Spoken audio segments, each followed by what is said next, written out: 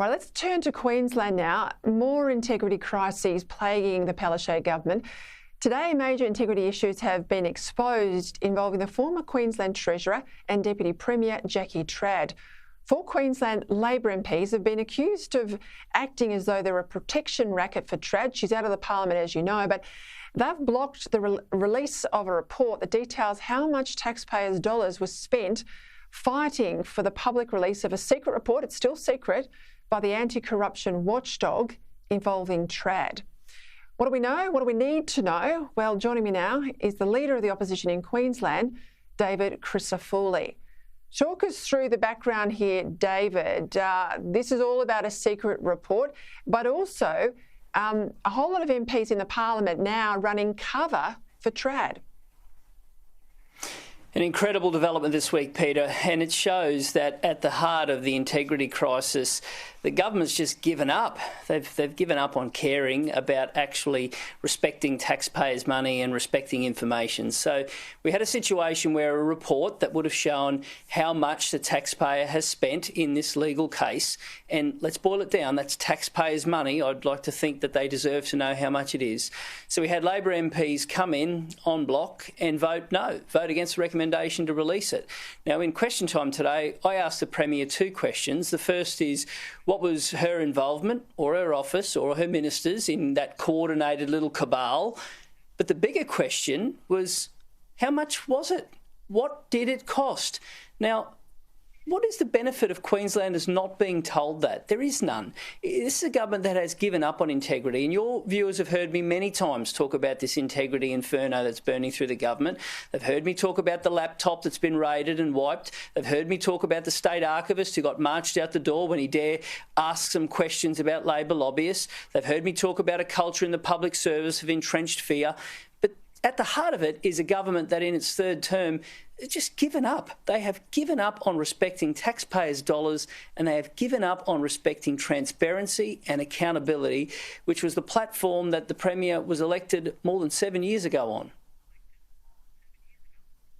Yeah, we haven't seen much of Anastasia Palaszczuk fronting the media. I mean, we saw some pretty campaign pictures there with Anthony Albanese, but remind me, this secret report goes back to allegations of Trad being involved in jobs for mates or something. Wasn't that the backstory?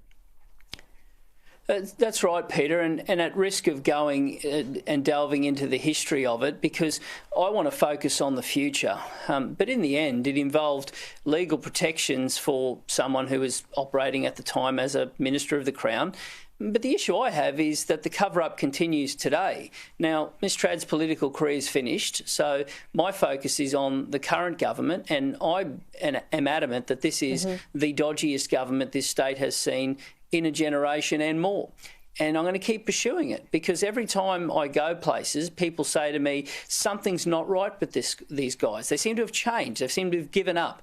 And I can't make it any clearer. 7 years ago, the Premier stood up and she said that she was going to run a government that was open and transparent and accountable. Well, find me another government that would allegedly walk into an office of the Integrity Commissioner, seize a laptop against her wishes, erase the content, and then lock the Integrity Commissioner out of her office. Now, I'm sorry, but that is not the stuff of a democratic country, and that is not the stuff of a modern-day Queensland. And we're going to keep their feet to the fire, because this matters to people. All right, before we go, I've got to ask you, a lot of wash-up debate about what happened on the weekend to the Conservative side of politics. You lead the Liberal Party, the National Party, it's combined in Queensland, the LNP. You hung on at a federal level up there with 18 seats out of 31 federal seats in Queensland. Why and how did the LNP perform in Queensland where it didn't in other states? 21 out of the 30 seats, Peter, and Labor went into the election at 6, and best case scenarios they'll hold on to that, but they'll, somewhere between 5 and 6 seats. I think it was a combination of factors, a lot of good federal MPs who worked and dug in hard, but I'd also like to think that the state Labor brand at the moment has been pretty well tarnished. The Premier injected herself into this campaign. Mr Albanese said he wants to run a government that's like the Premier, like Anastasia Palaszczuk. So that's a government that doesn't value integrity, that can't run health systems, that has law and order out of control, that has a maintenance backlog with roads, that can't build things on time and on budget. And Queenslanders said, no thanks, I don't want what he's selling. Now, the Premier injected herself into this campaign more than any other state leader. She did robocalls, she stood on polling booths, she wrote personal letters to people, and the answer was no, thank you, we've had enough. So I'd like to think that's an entree for what we're going to get in a couple of years' time. People have had enough. They are sick and tired of the same old playbook from this government. And sadly for the Premier, one of her key playbooks has just gone out the window, and that's blame Scott Morrison for everything. Well, she can't do that anymore, so it's time to just buckle up and actually deliver something.